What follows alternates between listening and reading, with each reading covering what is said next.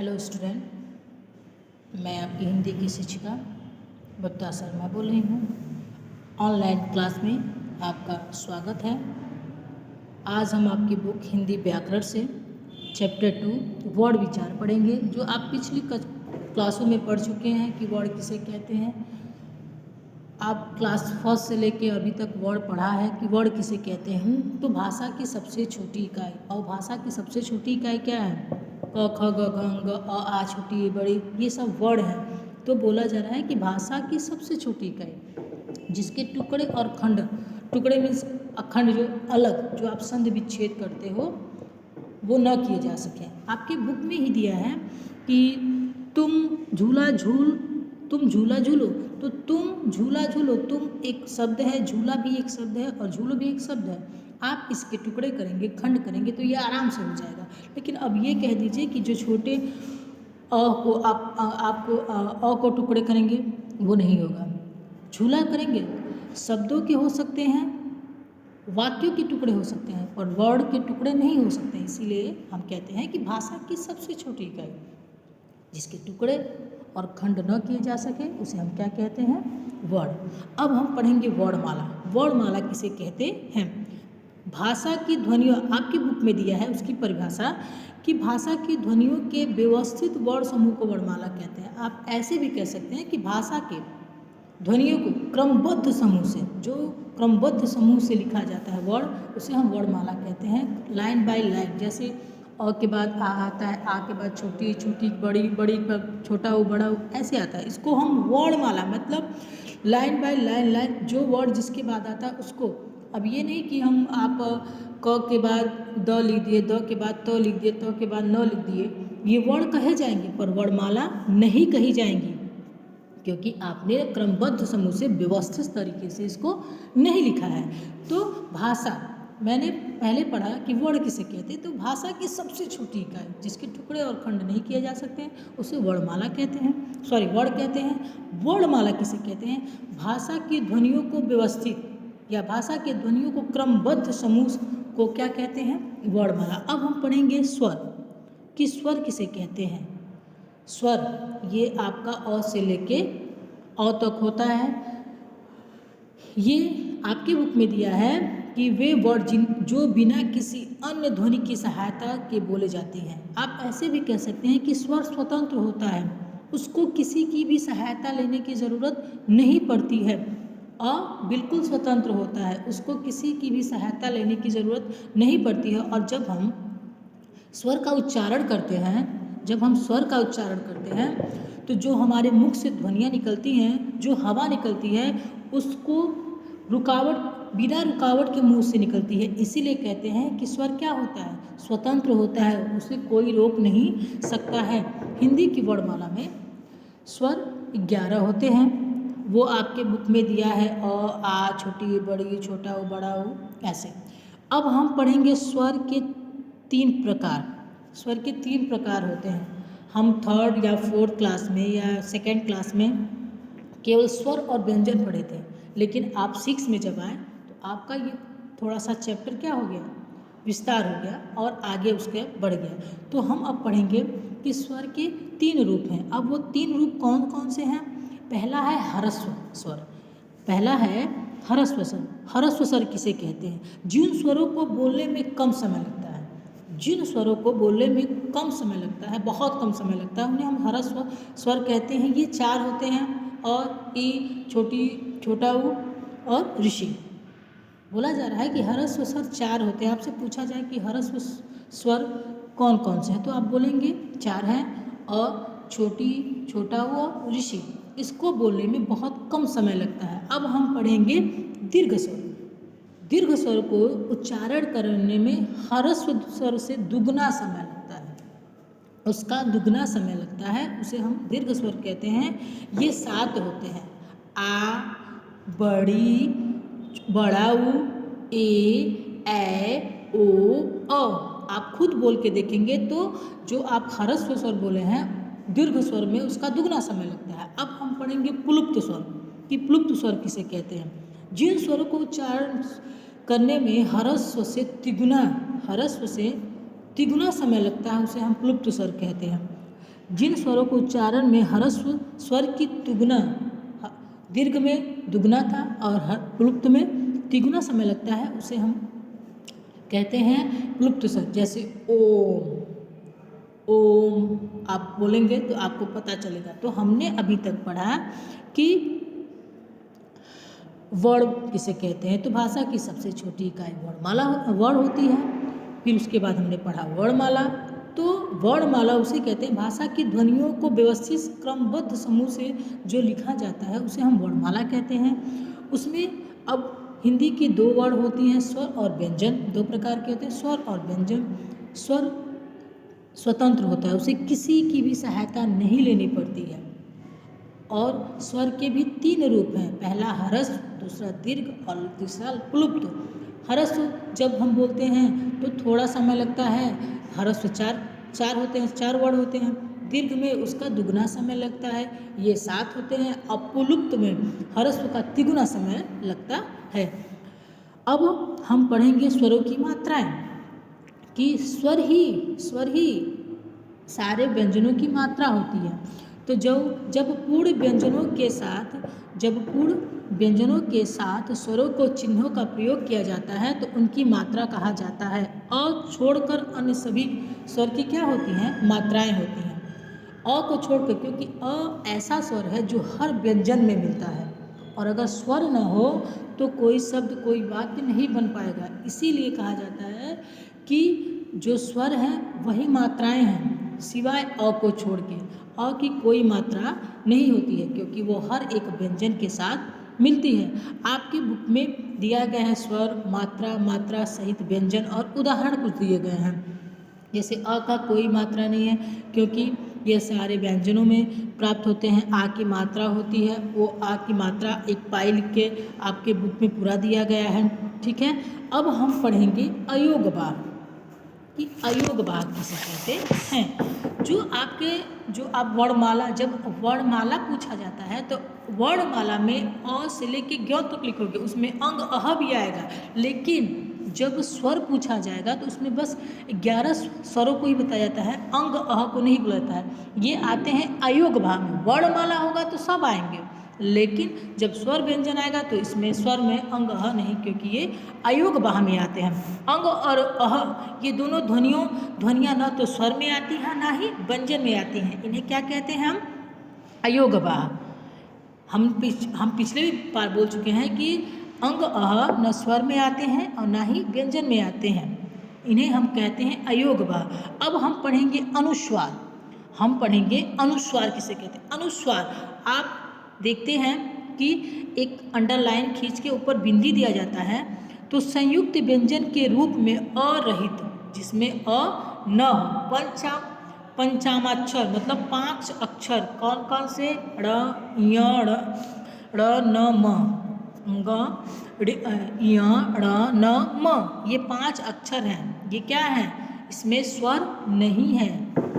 जिसमें ये चिन्ह लगता है, जिसको हम हलंत बोलते हैं, जब इसमें ये चिन्ह लग जाता है उसमें अ हमें नहीं मिलता है, ये अरहित है। जब अपने ही वर्ग के किसी व्यंजन से पहले जुड़ता है तो उसे अनुस्वार, उसे क्या कहते हैं, अनुस्वार के रूप में लिखते हैं। उदाहरण में देखिए, आपके बुक में दिया है कि य र ल व स ख स ह, यह से पूर्व सम उपसर्ग लगने पे म के स्थान पे अनुस्वार ही लगता है। उदाहरण के लिए संलग्न, संहार, संसार, संशय, योग एंड संवाद। ओके, तो अनुस्वार जो होता है वो पंचाक्षर 5 अक्षर है, और इनका प्रयोग कब होता है, पूर्व सम उपसर्ग लगने पर, सम उपसर्ग लगने पर म के स्थान पे, म की जगह अनुस्वार ही लगता है। जैसे उदाहरण में संलग्न, तो जो ऊपर वो बिंदी लगा है उसी को क्या बोलते हैं, अनुस्वार।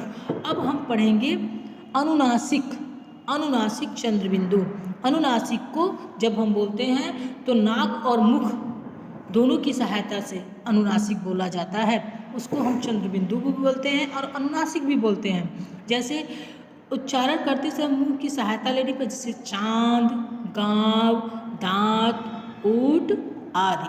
अभी तक हमने पढ़ा वर्ण, वर्णमाला, स्वर और स्वर के 3 रूप ह्रस्व, दीर्घ, प्लुप्त। स्वर की मात्राएं हमने पढ़ा कि स्वर के 11 होती हैं और अ को छुड़ा के सारे स्वर की क्या होती हैं, मात्राएं होती हैं। हमने उसके बाद पढ़ा अयोग बाह किसे कहते हैं। अयोग जो अंग होता है न वो स्वर में गिनती होती है ना उसकी व्यंजन में गिनती होती है। अनुस्वार हम लोगों ने पढ़ा कि अनुस्वार जो होता है वो उसके 5 अक्षर होते हैं और जब वो सम उपसर्ग लगने में म के स्थान पे प्रयुक्त होता है तो उसको हम संलग्न, संहार, संसार इत्यादि बोलते हैं। उसके बाद हमने पढ़ा अनुनासिक जिसका प्रयोग हम मुख और नाक के द्वारा जब बोलते हैं, उच्चारण करते हैं तो मुख और नाक से करते हैं, इसको चंद्र बिंदु भी कहा जाता है।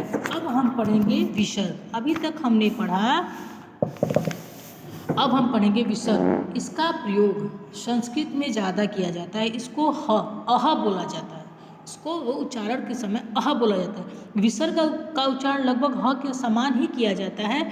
इसका स्वरूप दो बिंदुओं के रूप में होता है। इसका प्रयोग प्रायः शब्द के अंत में किया जाता है। इसका प्रयोग बीच में नहीं किया जाता है, शब्द के अंत में ही किया जाता है। ठीक है, इसका प्रयोग अधिकांश संस्कृत में ही होता है। आप संस्कृत की बुक पढ़ते हो तो देखते हो कि इसका जब प्रयोग होता है तो हमेशा शब्दों के लास्ट में ही होता है, अंत में ही होता है। अब हम पढ़ेंगे व्यंजन। अभी तक हमने स्वर पढ़ा, स्वर में क्या क्या आते हैं वो पढ़ा। अब हम पढ़ेंगे व्यंजन कि व्यंजन वो वर्ड है जिनका उच्चारण करने के लिए हमें किसका सहायता लेनी पड़ती है, स्वरों की सहायता। बिना स्वर की सहायता से व्यंजन हम नहीं बोल सकते हैं। क्यों? क्योंकि हर एक व्यंजन में अ होता है, तो अ क्या है, स्वर है। ठीक है, स्वर रहित व्यंजन दर्शाने के लिए व्यंजन के नीचे कौन सा चिन्ह लगाते हैं, हलंत। जब वो चिन्ह लगता है, आप कभी भी मोबाइल चलाते हो और उसमें का कीपैड जब आप यूज़ करोगे और जब ये चिन्ह लगाओगे, हिंदी का कोई शब्द आप टाइप कर रहे हो और ये चिन्ह लगा दोगे और उसके बाद आप टाइप करोगे तो वो जो जिसके नीचे ये चिन्ह लगेगा उस अक्षर का आधा हो जाएगा, मतलब उसमें अ नहीं है। तो जब हम स्वर रहित व्यंजनों को दर्शाने के लिए नीचे हलंत लगाते हैं तो इसमें क्या होता है, इस प्रकार व्यंजन के 2 रूप हो जाते हैं। जैसे अब कोई आपकी बुक में दिया है क ख, उसके नीचे हम वो चिन्ह नहीं लगाए, लेकिन फिर हम जब लगाएंगे क प और उसके नीचे क के नीचे हलंत, प के नीचे हलंत, मतलब अरहित है, और जिसमें वो चिन्ह नहीं लगा है उसमें क्या है, असहित है। ओके, हिंदी के 3 व्यंजन हिंदी में व्यंजन 3 प्रकार के होते हैं। अभी तक आपने 3rd 4th में आपने केवल स्वर व्यंजन पढ़ा था, लेकिन अब देखिए आपने स्वर में पढ़ा, उसके भी 3 रूप हैं। अब आप व्यंजन के भी 3 रूप पढ़ोगे, स्पर्श, अंतस्थ और ऊष्म। ओके, स्पर्श, अंतस्थ और ऊष्म। स्पर्श व्यंजन किसे कहते हैं, आपका एक आता है कवर्ग, चवर्ग, टवर्ग, पवर्ग, तवर्ग। ठीक है, क से लेके अंग, च से लेके इया, ट से लेके ड़, त से लेके न और प से लेके म। ये आपके टोटल कितने हुए। आपसे कोई पूछे कि स्पर्श व्यंजन कितने होते हैं, आप बोलोगे 25 होते हैं। स्पर्श व्यंजन इसलिए बोला गया है कि जब ये हम बोलते हैं तो ये जिह्वा मेरा स्पर्श करता है, इसलिए इसको हम क्या बोलते हैं, स्पर्श व्यंजन। तो बोला स्पर्श व्यंजन किसे कहते हैं और कितने प्रकार के होते हैं, तो आप बोलेंगे स्पर्श व्यंजन 25 होते हैं। उसके बाद हम पढ़ेंगे कि अंतस्थ व्यंजन किसे कहते हैं, य र ल व, ये कितने होते हैं, ये 4 होते हैं। उसके बाद हम पढ़ेंगे ऊष्म व्यंजन, स ख स ह, स ख एक दंतव, मूर्धन, तालव्य और ह, ये सब क्या है, ये आपके दंतव्य हैं। और ये देखिए जब ये लिखा गया है आपका, ये देखिए ब्रैकेट में सब बनाया गया है, क ख ग घ और हलंत लगाए गए हैं, तो क्या इसमें अ है, नहीं, क्योंकि उस चिन्ह लगा हुआ है इसलिए उसमें अ नहीं है। अब संयुक्त अक्षर तो आप लोग जानते ही हैं, जिसको संयुक्त अक्षर बोलते हैं, वो छ त्र ज्ञ स्र। तो अभी हमने व्यंजन में पढ़ा कि व्यंजन को हमेशा किसकी सहायता लेनी पड़ती है, स्वर की, क्योंकि बिना स्वर के व्यंजन अधूरा है। वो बोल ही नहीं पाएगा, क्योंकि अ ऐसा व्यंजन है जो अ ऐसा स्वर है जो हर व्यंजन में प्राप्त होता है, मिलता है। और अब हम पढ़ेंगे कि मतलब व्यंजन के भी तीन हैं, स्पर्श व्यंजन, अंतस्थ व्यंजन और ऊष्म। तो स्पर्श व्यंजन क वर्ग, च वर्ग, ट वर्ग, त वर्ग और प वर्ग। बस आपसे क्वेश्चन ये पूछा गया जाए कि स्पर्श व्यंजन होते कितने, तो आप बचाओगे 25। उसके बाद होते हैं अंतस्थ व्यंजन, ये आपका य और ल व है। ऊष्म व्यंजन आपका स ख स है, और संयुक्त तो आप लोग जानते ही हैं, स ख स है। एक से अब संयुक्ताक्षर, एक से अधिक व्यंजनों के मिलने से, मतलब एक से अधिक, एक के बाद दो, दो के बाद तीन, तो एक से अधिक व्यंजन मिलने पर क्या बनता है, संयुक्ताक्षर, या उसे संयुक्त व्यंजन कहते हैं। जैसे आपके बुक में दिया है कि छ, छ कैसे बनता है, क प्लस मूर्धन्य स से बनता है, क प्लस ख, तो ये बन गया छ। तो आपका अपने आप आ रहा है छ, तो अपने आप आ गया। त्र, त्र भी आ रहा है, त प्लस र से बनता है। ज्ञ, ज्ञ, हर में देखिए हर एक व्यंजन में आ रहा है, ज्ञ प्लस य प्लस अ। स्र, स प्लस र प्लस अ, तो ये हो गया। इसी को हम बोलते हैं संयुक्ताक्षर। संयुक्त अक्षर मतलब दो से अधिक व्यंजनों के मिलने से, जुड़ने से संयुक्ताक्षर अक्षर बनते हैं। संयुक्त की कुल संख्या कितनी होती है, 33, 33, परंतु ड़ और ढ़ हिंदी की कुछ विशेष ध्वनियाँ हैं, जिसके अतिरिक्त हिंदी के कुछ अन्य ध्वनियों का प्रयोग किया जाता है। जैसे अनुस्वार में पतंग, चंद्र, कंठ, संत, अनुनासिक में चांद, और विसर्ग में अतः, प्रातः, विशेषः, सामान्य। अर्धबिंदु में, जिसको बोलते हैं अर्धबिंदु, मतलब अर्धबिंदु क्या होता है, अर्धचंद्र बिंदु, बस वही आप पाई खींच के ऊपर वो चांद जो बनता है उस पर बिंदी नहीं लगाते हैं, उसी को हम क्या बोलते हैं, अर्धबिंदु। उसके बाद आपका आता है नुक्ता। आप जैसे लिखते हो कोई सब जमीन, जमीन तो बोलता है जमीन, तो ज के नीचे क्या लगाते हो, वो छोटी सी बिंदी लगाते हैं, उसको कहते हैं नुक्ता, हिंदी में बोलते हैं उसको नुक्ता। वजीर, वजीर, तो उसके नीचे वो बिंदी लगता है तो क्या होता है, नुक्ता, उसको बोलते हैं नुक्ता। तो हमने अभी तक पढ़ा कि अनुस्वार, अरे वर्ण किसे कहते हैं, वर्णमाला किसे कहते हैं, स्वर किसे कहते हैं, और स्वर के तीन भाग हैं, ह्रस्व, दीर्घ, प्लुप्त। उसमें हमने पढ़ा स्वरों की मात्राएं पढ़े, अयोगवाह पढ़ा, अनुस्वार पढ़ा, अनुनासिक पढ़ा, उसमें विसर्ग पढ़ा कि विसर्ग का प्रयोग केवल संस्कृत में ज़्यादा, संस्कृत में ही होता है और वो शब्दों के अंत में ही लगाया जाता है, उसको हम ह के रूप में पढ़ते हैं। उसके बाद हमने पढ़ा व्यंजन, व्यंजन को हमेशा स्वर की सहायता लेनी पड़ती है, और उसमें जो एक चिन्ह लगता है जिसको हम हलंत बोलते हैं, उसका भी प्रयोग संस्कृत में ज़्यादा होता है। जहाँ पे वो चिन्ह लग जाता है उसमें और नहीं होता है, वो अरहित होता है, और जिसमें वो चिन्ह नहीं लगा जाता है वो असहित होता है। उसमें हमने पढ़ा स्पर्श, मतलब व्यंजन के भी तीन रूप हैं, स्पर्श व्यंजन 25 होते हैं, अंतस्थ व्यंजन 4 होते हैं, ऊष्म व्यंजन भी 4 होते हैं, और संयुक्त व्यंजन तो आप जानते हैं जिसको संयुक्ताक्षर भी बोलते हैं। संयुक्ताक्षर कैसे बनते हैं, दो व्यंजनों के मेल से, दो से अधिक जब व्यंजन मिलते हैं तो संयुक्त अक्षर बनते हैं। उसमें हमने ड़ और ढ़ पढ़ा, वो अधिकांश विशेष ध्वनियाँ हैं जो कि कुछ अतिरिक्त हिंदी के कुछ अन्य शब्दों में लगते हैं, जैसे अनुस्वार, अनुनासिक, विसर्ग, अर्धबिंदु और नुक्ता। उसके बाद हम पढ़ेंगे संयुक्त वर्ण व्यंजन। संयुक्त वर्ण व्यंजन क्या होते हैं, जब खड़ी पाई वाले किसी व्यंजन के को अरहित करके दूसरे व्यंजन के साथ लिखा जाता है तो उसे हम खड़ी पाई क्या कहते हैं, हटा दिया जाता है। जैसे अभी जो वो चिन्ह हलंत होता है अरहित, जिसमें अ नहीं होता है, उसको क्या कहते हैं, जब हम लिखते हैं तो ये जो पड़ी पाई जिसको पूरी विराम कभी बोलते हैं, पड़ी पाई, जैसे प लिखा तो उसके बगल में जो पाई रहता है उसको क्या करते हैं, हम हटा देते हैं, क्योंकि उसमें वो चिन्ह लगा रहता है, उसको हम कहते हैं जब उसको, तो वो हाफ, जैसे प है तो प्यासा।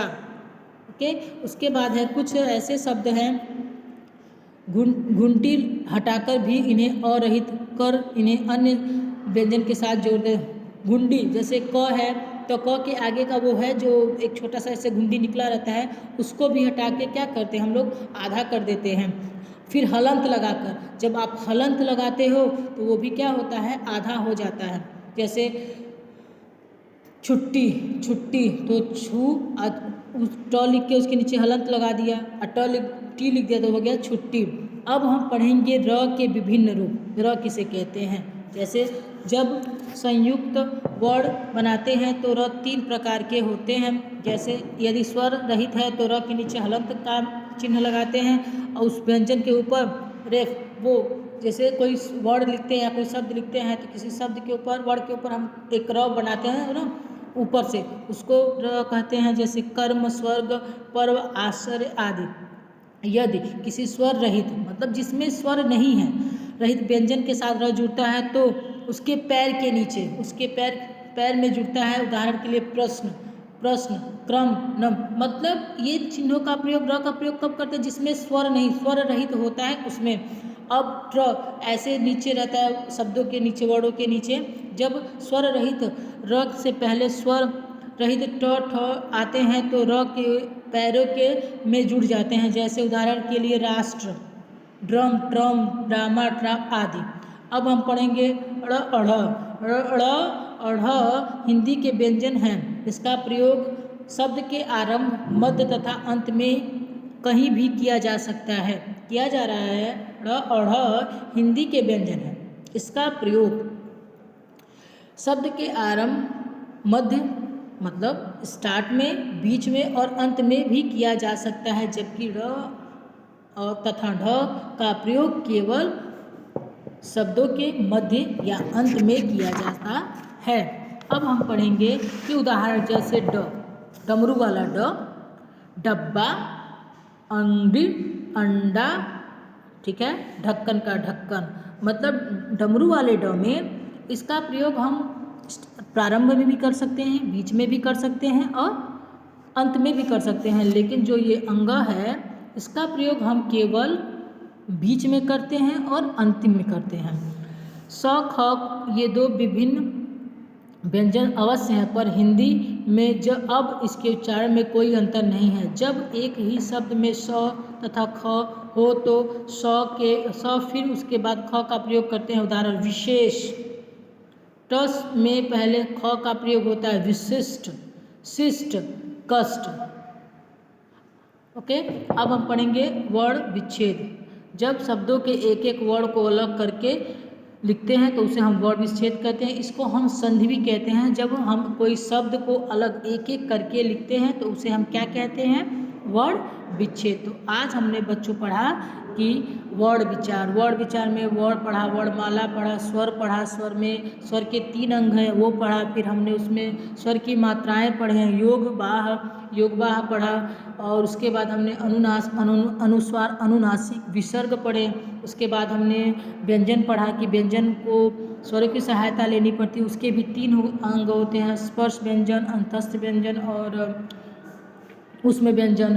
उसमें उसके बाद संयुक्ताक्षर पढ़े हम लोगों ने। उसके बाद संयुक्त व्यंजन पढ़ा। फिर र का प्रयोग कहाँ कहाँ कैसे किया जाता है जो कि अरहित होते हैं। उसके बाद ढ और र पढ़ा और उसके बाद हमने लास्ट में पढ़ा वर्ण विच्छेद। आज के चैप्टर में वर्ण विचार में इतनी सब चीज़ें पढ़ी। थैंक यू बेटा।